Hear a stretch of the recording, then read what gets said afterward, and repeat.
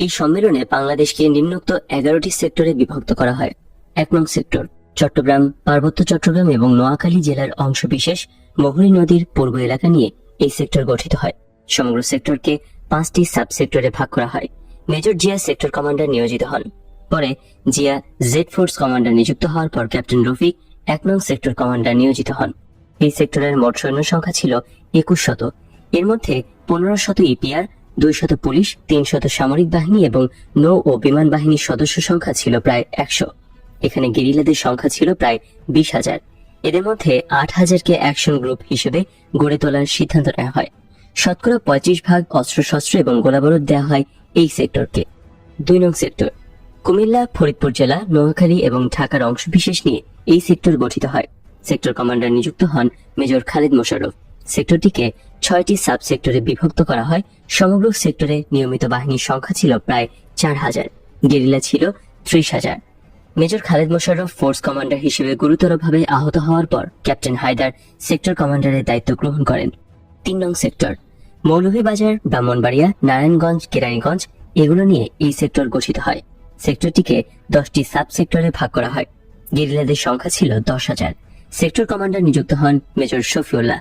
S force গঠনের পর major শফিউল্লাহর জায়গায় মেজর নুরুজ্জামানকে 3 নং সেক্টরের দায়িত্ব দেওয়া হয়।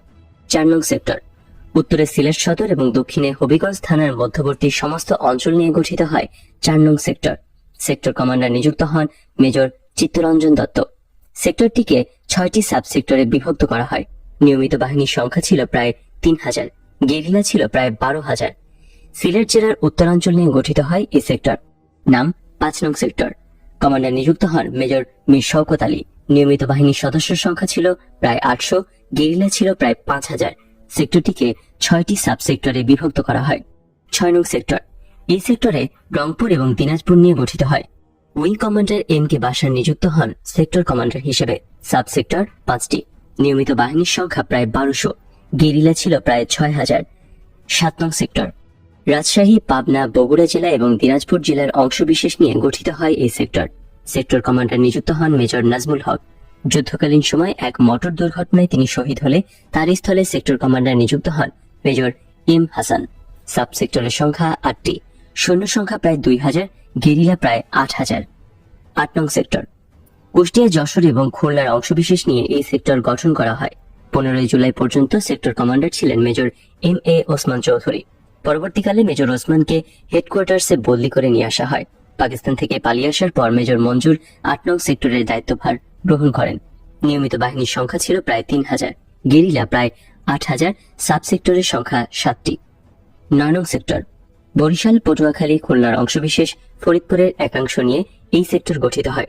সেক্টর কমান্ডার ছিলেন মেজর এম এ জলিল।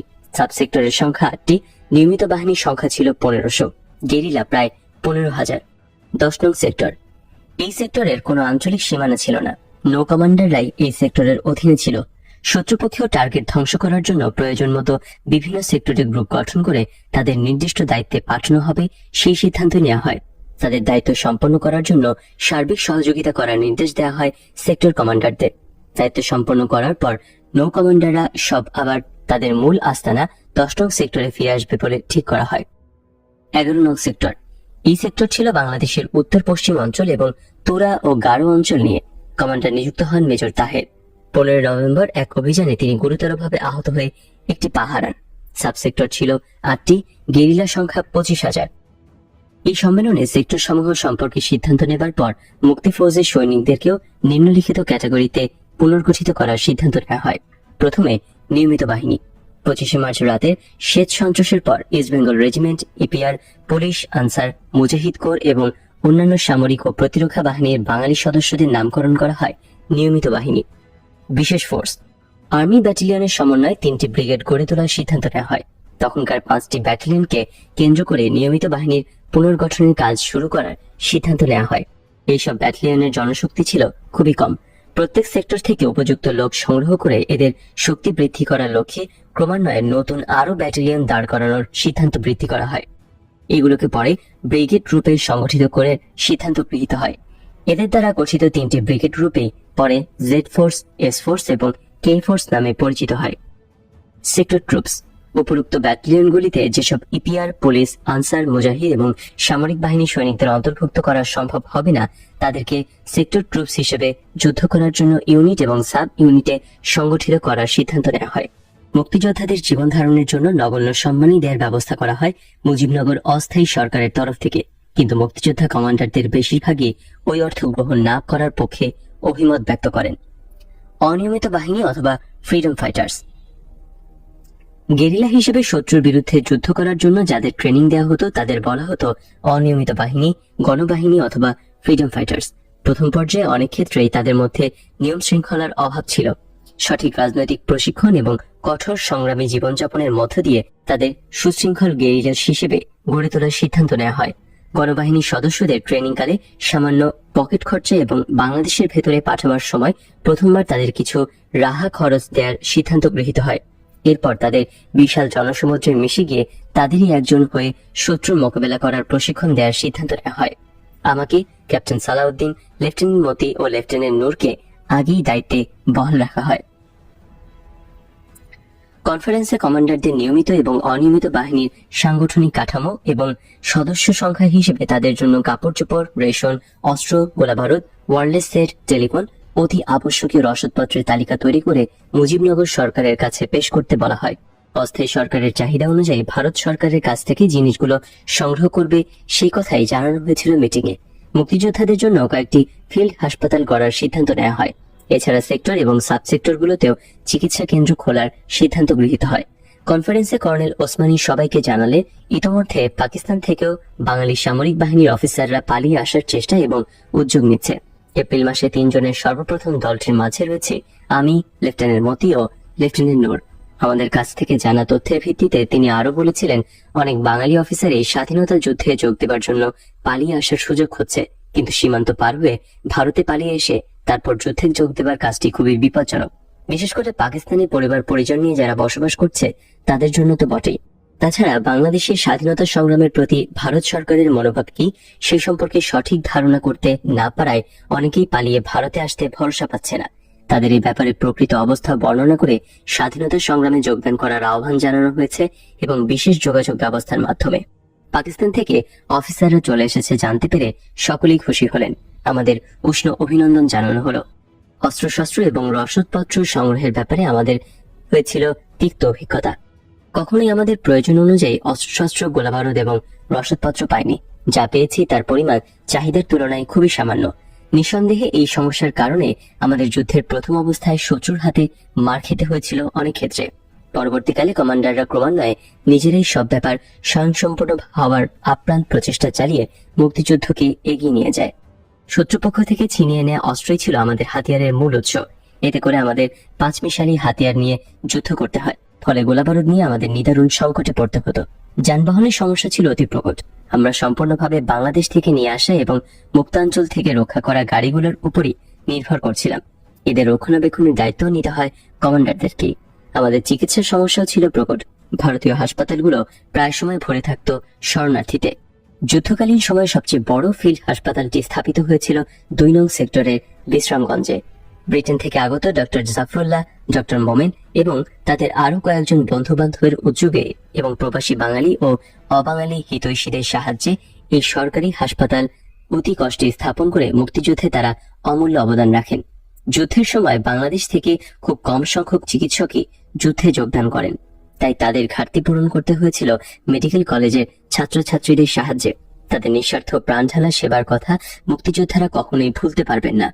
এই ধরনের আরো অনেক সমস্যা এবং সমাধানের উপায় কনফারেন্সে যদিও আলোচিত হয়েছিল এবং মুক্তিযোদ্ধাদের সব চাহিদাই পূরণ করা হবে বলে মুজিবনগর সরকারের কাছ থেকে প্রতিশ্রুতি পাওয়া গিয়েছিল, কিন্তু যুদ্ধকালীন সময় মুক্তিযোদ্ধারা কখনোই পর্যাপ্ত পরিমাণে কিছুই পায়নি। ঠিক সময় মতো পাওয়া যায়নি অতি প্রয়োজনীয় যুদ্ধ সম্ভার। বর্ষাকালে জরুরি ভিত্তিতে মুক্তিযোদ্ধাদের জন্য আচ্ছাদন নির্মাণের কথা থাকলেও সেই আচ্ছাদন তৈরি করতে পারেনি আওয়ামী লীগ সরকার। মুক্তিযোদ্ধারা হাড় কাঁপুনি শীতে রাত কাটিয়েছেন খোলা আকাশের নিচে। তাঁবু এবং শীত বস্ত্রের পর্যাপ্ত কোনো বন্দোবস্তই করা সম্ভব হয়নি সরকারের পক্ষে। কম্বলের উষ্ণতা থেকে বঞ্চিত থেকেছেন আহত মুক্তিযোদ্ধারা। অধিকাংশ বীর মুক্তিযোদ্ধারা যুদ্ধ করেছেন আধপেটা খেয়ে, খালি গায়ে, খালি পায়ে। সব কষ্ট, সব অসুবিধা তারা হাসি মুখে মোকাবেলা করেছিলেন একটি স্বপ্নের আশায়। সেই স্বপ্ন স্বাধীন শোষণমুক্ত বাংলাদেশ। জুলাই মাসে পৌঁছালেন captain Taher, captain Ziauddin, captain Patwari এবং মেজর মঞ্জুর, তার পরিবার এবং 2জন সৈনিক দেহরক্ষী। তারা শিয়ালকোট সেক্টর দিয়ে পালিয়ে আসেন। তাদের পর আরো যারা পালিয়ে আসেন তারা হলেন captain Khairul Anam, captain Pasha, captain Shahriar Rashid Khan, lieutenant Badlul Huda, captain Rashed Chowdhury, captain Faruk Rahman, captain Rashid, lieutenant Jahangir প্রমুখ। কনফারেন্সের সুযোগে অনেকের সাথেই আমাদের মতবিনিময় হয় ভারতীয় নীল নকশার প্রভাব ও পরিণতি নিয়ে। যাদের সাথে বিশেষভাবে পরিচিত ছিলাম শুধু তাদের সাথে গোপনে আলোচনা করা হয়েছিল এই অতি স্পর্শকাতর বিষয়টি।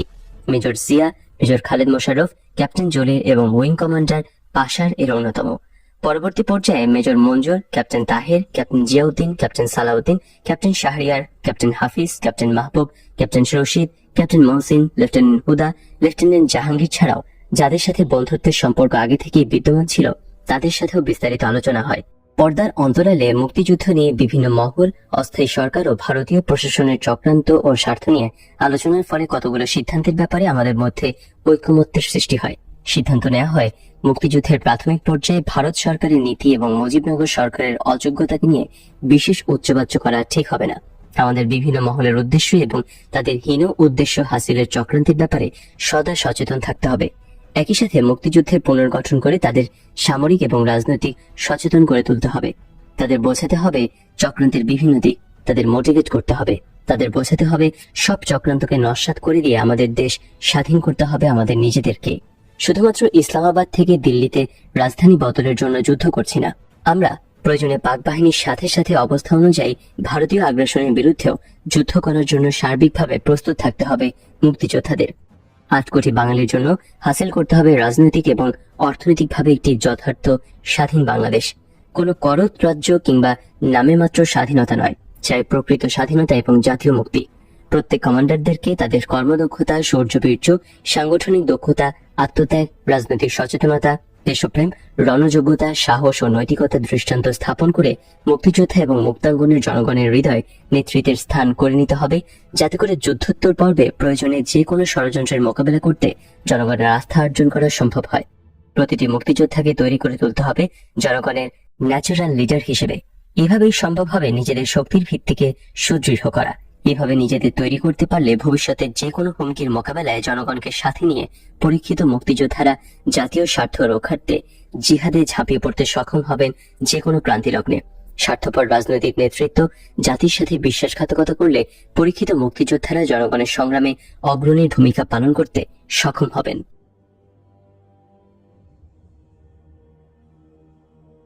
ভৌগোলিক সীমানা বিকৃত করার চক্রান্ত। বর্তমান বাংলাদেশ আদিবঙ্গের একটি অংশ মাত্র। 1971 সালে জাতীয় পতাকার মাঝখানে পূর্ব পাকিস্তানের মানচিত্র বসিয়ে দেওয়ার বিষয়টি ছিল চক্রান্তমূলক এবং উদ্দেশ্য প্রণোদিত।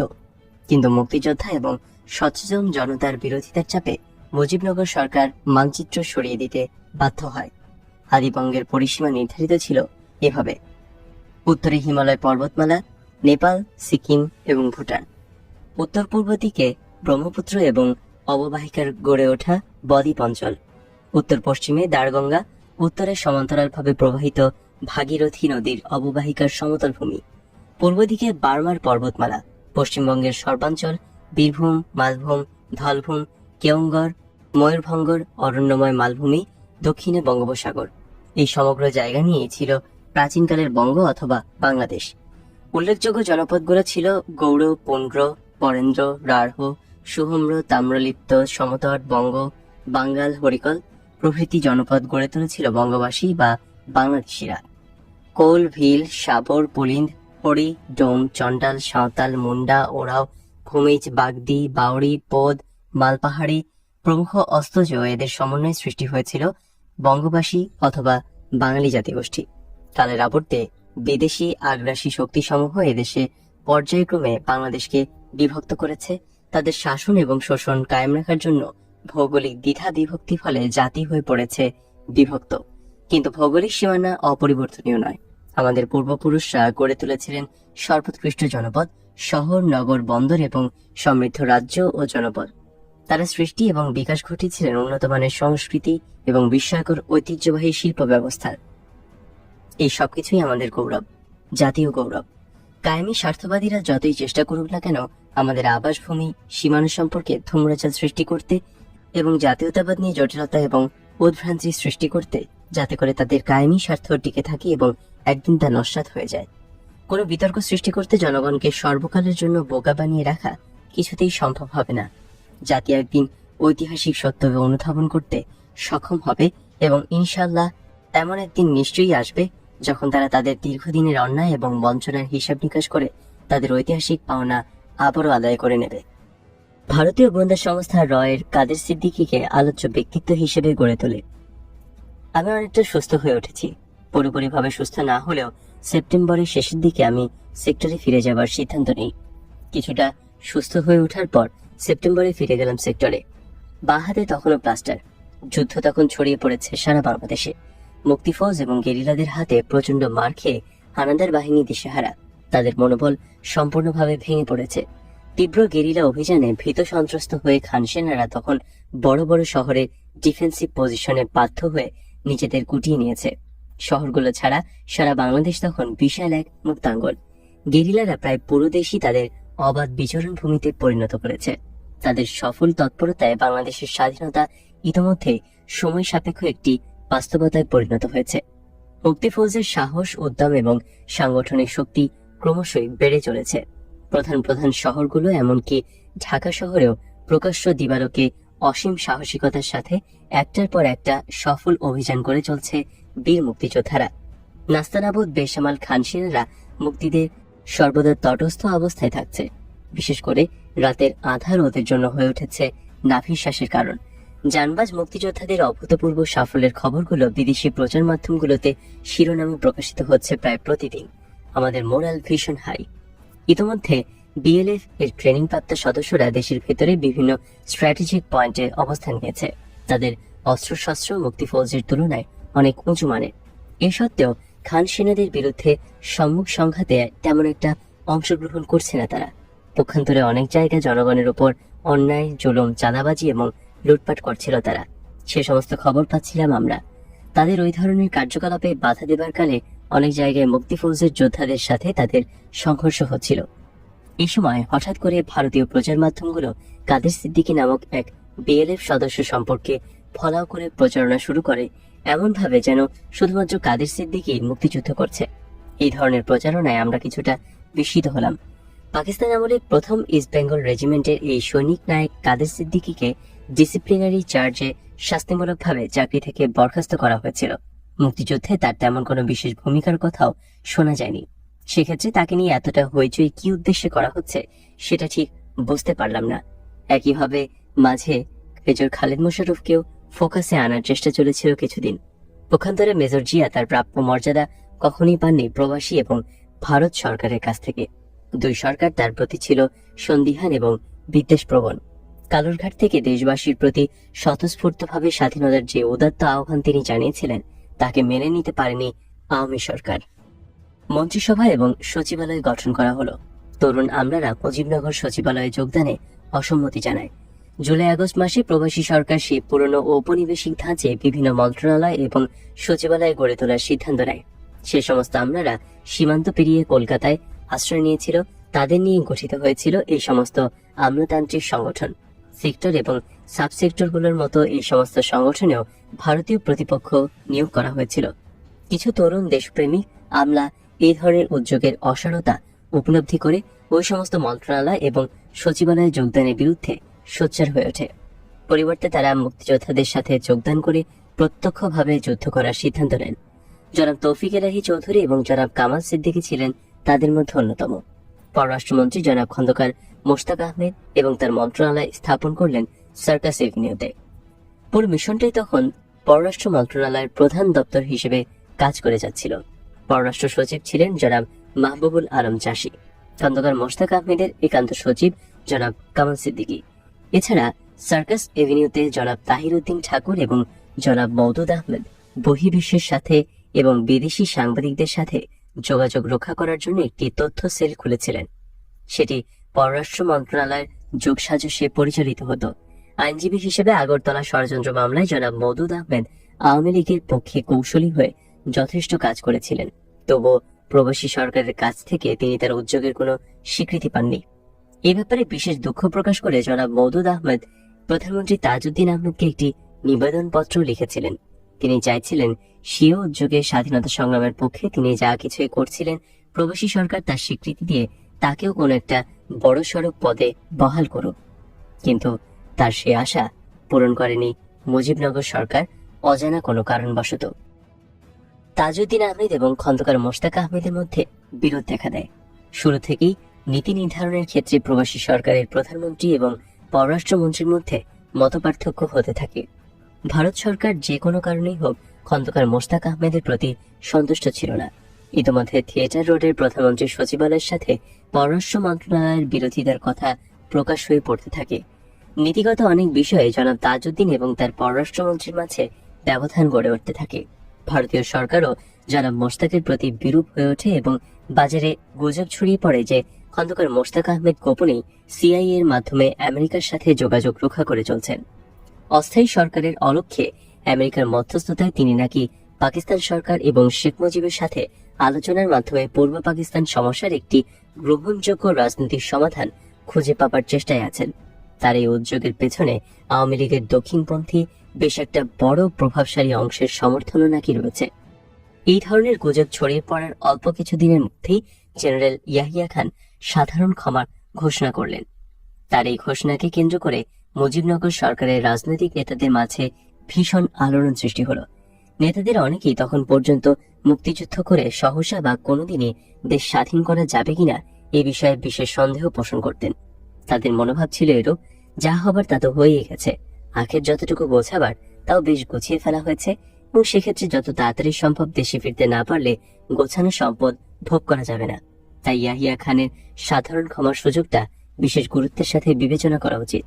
তারা কলকাতায় বেশ আরামায়েশেই সময় কাটাচ্ছিলেন, কিন্তু ক্রমান্বয়ে তাদের অসৎ উপায়ে লুটপাট করার কথা প্রকাশ পেয়ে যাচ্ছিল। এতে তাদের সম্মানের শুধু হানি হচ্ছিল তা নয়, তাদের অনেকের প্রতি বিক্ষুব্ধ হয়ে পড়েছিলেন মুক্তিযোদ্ধারা। তারা যেখানে অনাহারে অস্ত্রহীন বস্ত্রহীন অবস্থায় দেশকে স্বাধীন করার জন্য জীবন বাজি রেখে রণাঙ্গনে লড়ছেন, তখন এই সমস্ত অসৎ রাজনীতিবিদ এবং লুটেরার দল লুটপাটের বেসময় টাকায় বিলাসী জীবনযাপন করে বাঙালিদের বদনাম করছিলেন অতি নির্লজ্জভাবে। এই অপমান মুক্তিযোদ্ধারা কিছুতেই মেনে নিতে পারছিলেন না। ইয়াহিয়া খানের সাধারণ ক্ষমার সুযোগ নিতে চাচ্ছেন আওয়ামী লীগের অনেক সদস্যই। তারা বাংলাদেশের অনিশ্চিত ভবিষ্যৎ নিয়ে দোদুল্যমনতায় ভুগছেন। অনেকেই আবার ভারতীয় নীল নকশার কথা আঁচ করতে পেরে শঙ্কিত হয়ে পড়ছেন। কিন্তু তাদের ফিরে যাবার পথে মূল বাধা হয়ে দাঁড়িয়েছে ইন্দিরা গান্ধী সরকার। ভারত সরকার কিছুতেই চাচ্ছে না বাংলাদেশ প্রবাসী সরকার ইয়াহিয়া সরকারের সাথে কোনরূপ রাজনৈতিক আপোষের চেষ্টা করুক। তাদের চাপের মুখে প্রবাসী সরকারের পক্ষ থেকে জনাব তাজউদ্দিন প্রকাশ্যে ঘোষণা দিতে বাধ্য হন, ইয়াহিয়া সরকারের সাধারণ ক্ষমা প্রবাসী সরকারের পক্ষে গ্রহণ করা সম্ভব নয়। মুক্তিযোদ্ধারাও সংগ্রামের এই পর্যায়ে কোন রকম আপোষের বিরোধিতা করছিলেন। তারা চাইছিলেন দীর্ঘস্থায়ী সংগ্রামের মাধ্যমে বাংলাদেশকে স্বাধীন করতে। এভাবে সার্বিক অবস্থা ক্রমশ জটিল হয়ে উঠছিল। হঠাৎ একদিন জানতে পারলাম পররাষ্ট্রমন্ত্রী মোশতাক আহমেদ আমেরিকা চলে যাচ্ছেন লন্ডন হয়ে এক সফরে। বাংলাদেশের ভবিষ্যৎ নিয়ে জাতিসংঘ প্রধান এবং অন্যান্য রাষ্ট্রপ্রধান, বিশেষ করে পশ্চিমা দেশগুলোর রাষ্ট্রনায়কদের সাথে তিনি মতবিনিময় করে বাংলাদেশের সংগ্রামের প্রতি তাদের সমর্থন আদায়ের চেষ্টা করবেন। অতএব তার এই সফর হবে খুবই গুরুত্বপূর্ণ। যাবার সব প্রস্তুতি প্রায় শেষ। কামাল সিদ্দিকীও যাচ্ছে সফর সঙ্গী হয়ে, কিন্তু সেই অবস্থাতেই আকস্মিকভাবে সফর স্থগিত করে দেয় প্রবাসী সরকার। শুধু তাই নয়, মোশতাক আহমেদকে পররাষ্ট্রমন্ত্রীর পদ থেকেও অব্যাহতি দেওয়া হয় এবং তার স্থলে আব্দুস সামাদ আজাদকে পররাষ্ট্রমন্ত্রী বানানো হয়।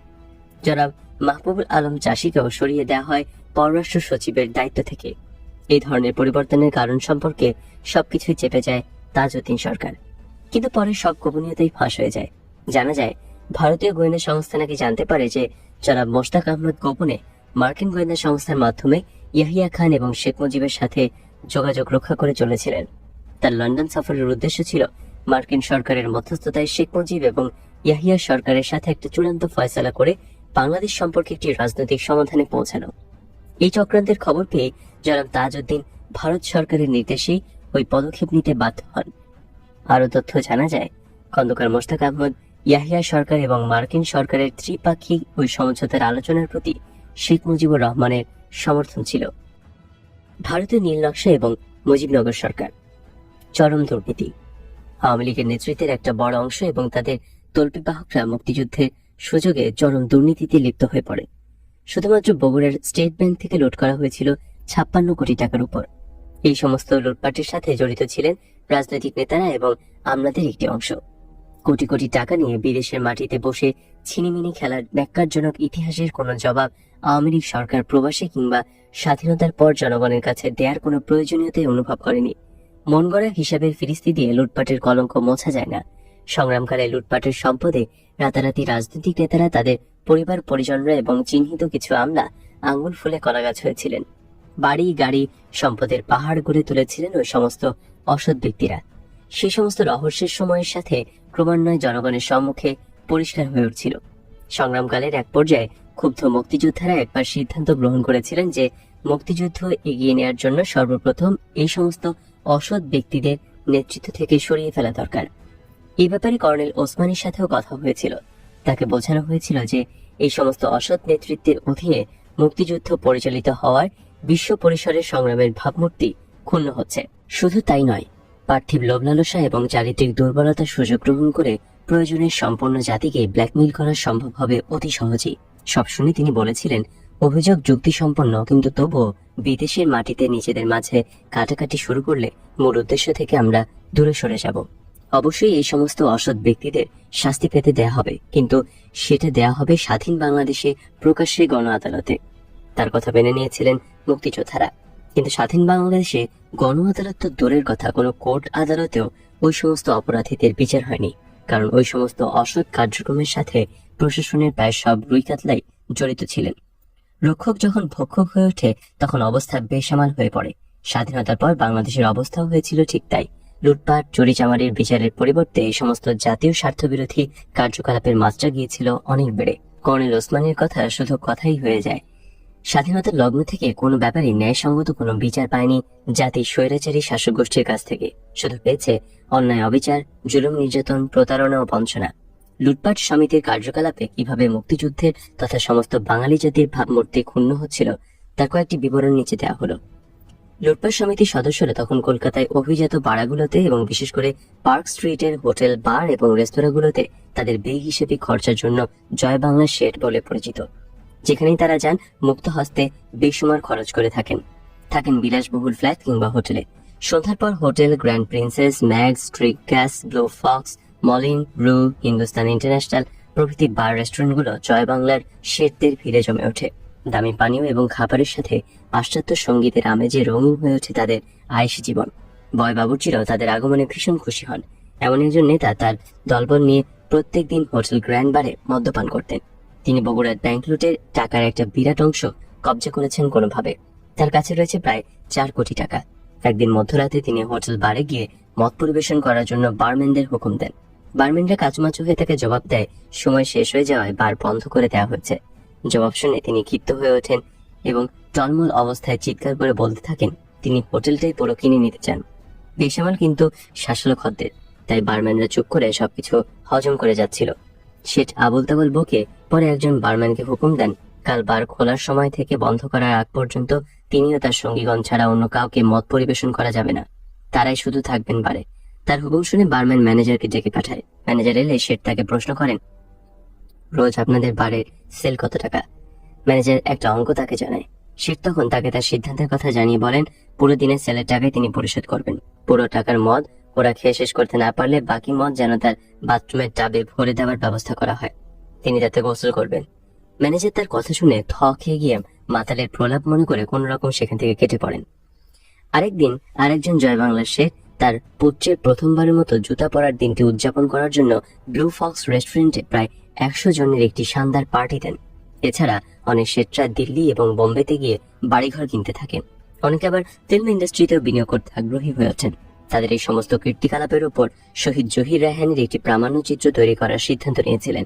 তার এই অভিপ্রায় অনেকেই ভীষণ অসন্তুষ্ট ছিলেন তার উপর।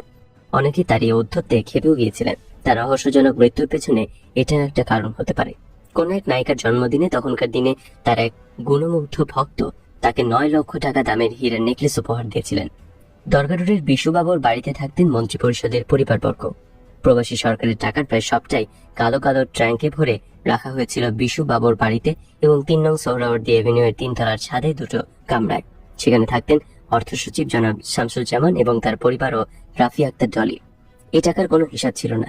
কলকাতার বড় বাজারের মারোয়ারিদের সাহায্যে এগুলো এক্সচেঞ্জ করা হতো। এই কাজের দালালি করে অনেকে কোটিপতি হয়ে ওঠেন রাতারাতি। মুক্তিযোদ্ধাদের বেশিরভাগ নিঃস্বার্থ দেশপ্রেমিক হলেও তাদের মধ্যে কিছু সংখ্যক মুক্তিযোদ্ধা লোভ সংবরণ করতে না পেরে অসৎ হয়ে ওঠেন। কোন এক সেক্টর কমান্ডার এক পাকিস্তানি সিএসপি অফিসারের অন্তঃসত্ত্বার স্ত্রীকে বেয়নেটের আঘাতে মেরে তার গা থেকে সোনার অলংকার খুলে নিয়েছিলেন, এমন ঘটনাও আছে। এই ধরনের কিছু ব্যক্তি নিজেদের মুক্তিযোদ্ধা হিসেবে জাহির করার চেষ্টা করেছেন আজ অব্দি, কিন্তু তারা ছিলেন মুক্তিযোদ্ধাদের কলঙ্ক। তাদের অপকর্মের জন্য সাধারণভাবে মুক্তিযোদ্ধাদের অনেক কলঙ্কের ভাগী হতে হয়েছে। যুদ্ধ শিবির, শরণার্থী শিবিরগুলোতে বরাদ্দকৃত রিলিফ সামগ্রী নিয়েও কেলেঙ্কারি হয়েছে অনেক। ভারতের মাটিতে আশ্রয় গ্রহণ করেছিল প্রায় 1 কোটি শরণার্থী। তাদের জন্য সারা বিশ্ব থেকে রিলিফ সামগ্রী, যানবাহন ভারতীয় সরকারের প্রযত্নে প্রচুর এসেছিল, কিন্তু তার কতটুকুই বা দেওয়া হয়েছিল শরণার্থীদের প্রয়োজন মেটাতে? এই সমস্ত রিলিফ সামগ্রী বিতরণের দায়িত্ব ছিল যৌথভাবে ভারত এবং প্রবাসী বাংলাদেশ সরকারের। বগুড়ার স্টেট ব্যাংক ছাড়াও মোটা অঙ্কের টাকা নিয়ে আসা হয়েছিল পার্বত্য চট্টগ্রাম ও পাবনার ট্রেজারি থেকে। সেই টাকারও কোনো সুষ্ঠু হিসাব পাওয়া যায়নি।